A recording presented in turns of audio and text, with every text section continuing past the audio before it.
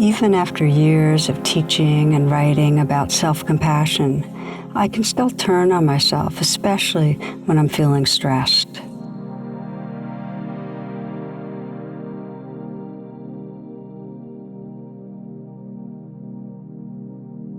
In the middle of one busy day, I noticed I was in a grim, humorless, bad mood. When I reviewed the day looking for a cause, I realized I'd been in fight mode, negotiating a contract, grappling with a chapter due for a new book, pushing board members for a policy change.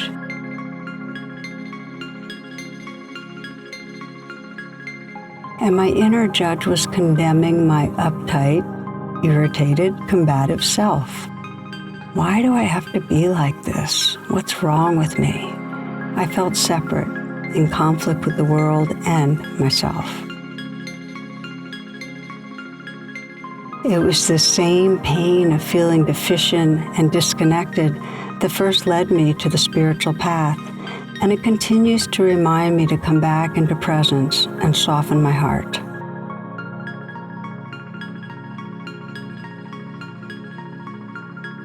Getting stuck in painful emotions brings me back again and again to an insight that's profoundly changed my life.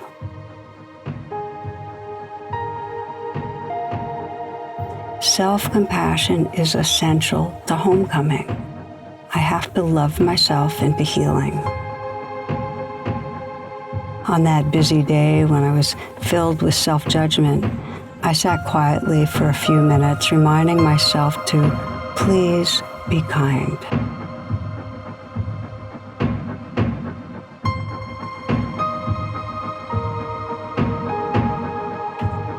When emotions are strong, my first step toward kindness is usually pausing, opening to the feelings, and telling myself, this belongs.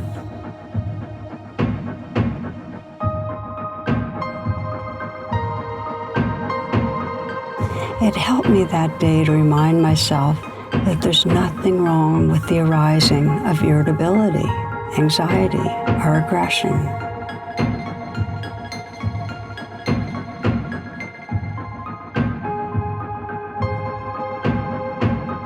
They are our limbic caretakers, our survival brain's primitive way of trying to protect and promote our well-being.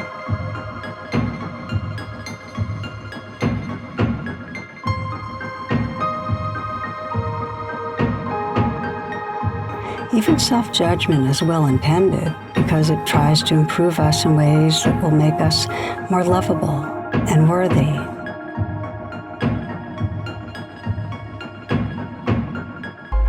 Seeing those feelings as primitive forms of self-love helped me accept them as part of my human experience. And that acceptance was the beginning of loving myself into healing.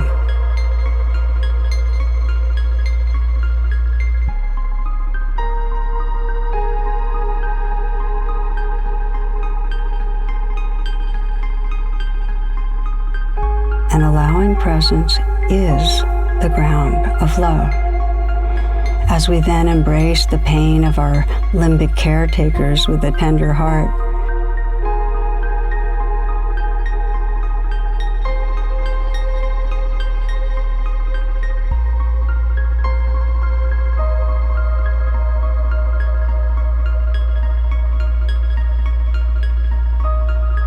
there's a profound and healing shift.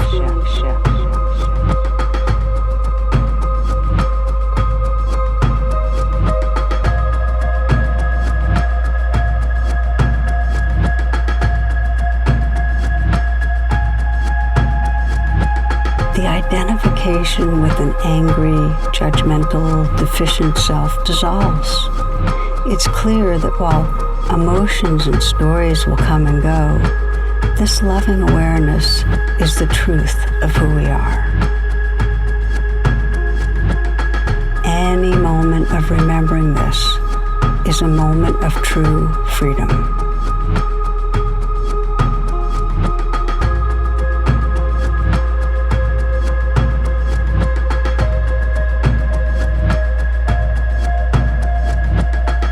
next time you find yourself stuck in self-judgment, you might pause and reflect for a few moments. Find out what happens when you honestly face the suffering of believing you're not okay.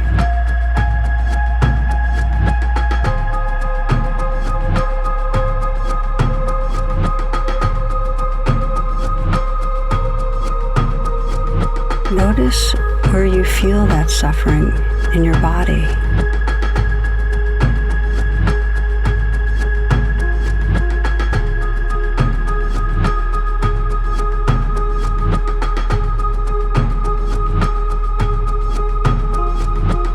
Notice how it's arising in your mind.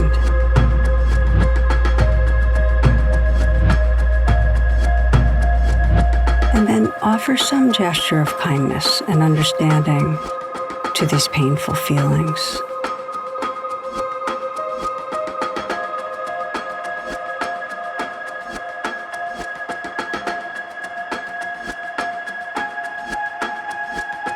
You might place your hand on your heart and softly whisper to yourself, "Please trust your heart," or "Please trust your goodness," or "Please be kind."